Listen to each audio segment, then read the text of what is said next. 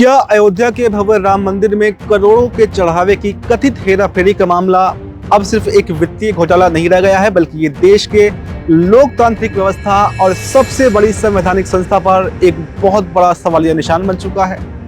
राम मंदिर तीर्थ क्षेत्र ट्रस्ट में वित्तीय गड़बड़ियों और दान की चोरी के आरोपों के बाद में उत्तर प्रदेश की योगी सरकार ने आनन फानन में एसआईटी का गठन तो कर दिया, लेकिन अब इस जलते हुए विवाद में मध्य प्रदेश के पूर्व मुख्यमंत्री और कांग्रेस के दिग्गज नेता दिग्विजय सिंह ने एक ऐसा बारूद डाला है जिससे दिल्ली से लेकर लखनऊ तक की सियासत में भूचाल आ गया है। दिग्विजय सिंह ने इस महा घोटाले पर न सिर्फ चंपत राय को कटघरे में खड़ा किया है, बल्कि सीधे देश के मुख्य चुनाव आयुक्त ज्ञानेश कुमार का नाम लेकर पूरे देश को चौंका दिया है। आखिर देश का मुख्य चुनाव आयुक्त राम मंदिर के इस विवादित ट्रस्ट से कैसे जुड़ा हुआ है? क्यों विपक्ष इस कनेक्शन को लेकर सरकार पर अजीब और गंभीर सांठगांठ के आरोप लगा रहा है? आइए इस बेहद सनसनीखेज और पेचीदा मामले की हर एक परत को बारीकी से डिकोड करते हैं। अयोध्या में बना श्री राम मंदिर देश और दुनिया के करोड़ों हिंदुओं की आस्था का सबसे बड़ा और पवित्र केंद्र है, लेकिन पिछले कुछ दिनों से इस मंदिर की दान पेटी से करोड़ों रुपए का चढ़ावा गायब होने और वित्तीय अनियमितताओं के जो आरोप सामने आ रहे हैं, उसने राम भक्तों को गहरे आश्चर्य और दुख में डाल दिया है। विपक्ष इस मुद्दे को लेकर लगातार बीजेपी सरकार पर हमलावर है कि जिस मंदिर के लिए लोगों ने अपनी गाड़ी कमाई दान कर दी थी, वहां की सुरक्षा और प्रबंधन में इतनी बड़ी लापरवाही आखिर कैसे हुई।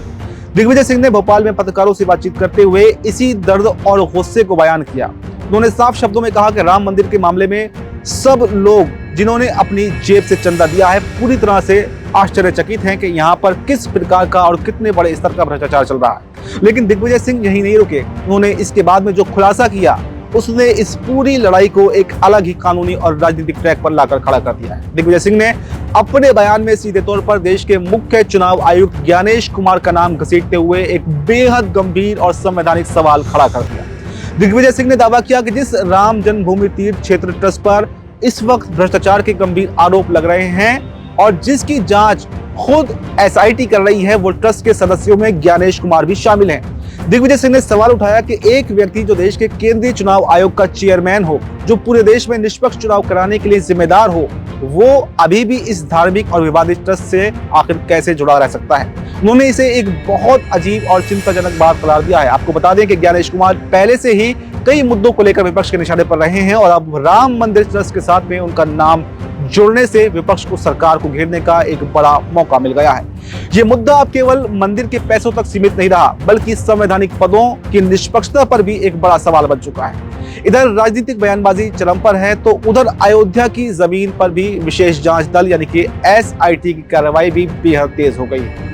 यूपी सरकार द्वारा गठित 3 सदस्यीय हाई प्रोफाइल एसआईटी की टीम ने इस मामले के केंद्र में मौजूद सबसे बड़े किरदारों से पूछताछ शुरू कर दी है। सूत्रों के मुताबिक जांच टीम ने राम जन्मभूमि ट्रस्ट क्षेत्र के महासचिव चंपत राय और ट्रस्ट के प्रशासन गोपाल राव को अपने आमने सामने बिठाकर कई घंटे तक तीखे सवाल जवाब किए हैं। इसके अलावा एसआईटी ने उन सभी कर्मचारियों और सेवादारों के बयान भी दर्ज किए हैं जिनके पास में दान राशि की गिनती करने का रिकॉर्ड रखने और उसे बैंक में जमा करने की जिम्मेदारी हुआ करती थी। 13 जून को गठित हुई इस समिति को मुख्यमंत्री योगी आदित्यनाथ ने सख्त निर्देश दिए हैं कि राम मंदिर की छवि खराब करने के किसी भी कोशिश या फिर मंदिर के भीतर छिपे गद्दारों को निष्पक्षता से जांच की जाए और उन्हें सख्त से सख्त सजा दिलाई जाए। इस पूरे मामले में अब उत्तर प्रदेश से लेकर मध्य प्रदेश तक विपक्ष जो है वो एक सुर में सरकार को घेरने का काम कर रहा है। कांग्रेस और अन्य विपक्षी दलों का कहना है कि सरकार ने आखिर इतनी बड़ी लापरवाही कैसे होने दी।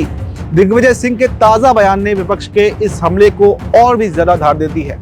राजनीतिक विश्लेषकों का मानना है कि मुख्य चुनाव आयुक्त का नाम इस विवाद में आने के बाद में अब ये लड़ाई कानूनी रूप से और भी ज्यादा पेचीदा हो सकती है, क्योंकि संवैधानिक पदों पर बैठे व्यक्ति का किसी ऐसे ट्रस्ट में होना जो जांच के दायरे में है, कई तरह के हितों के टकराव को जन्म देता है। ऐसे में ट्रस्ट की साख और उसकी पारदर्शिता पर अब तक का सबसे बड़ा संकट खड़ा हो चुका है। अयोध्या का राम मंदिर करोड़ों सनातनी हिंदुओं के त्याग और तपस्या का फल है। वहां के दान में 1 रुपए के भी हेराफेरी का या भ्रष्टाचार का जो आरोप है, वो सीधे भक्तों की आत्मा पर चोट करता है।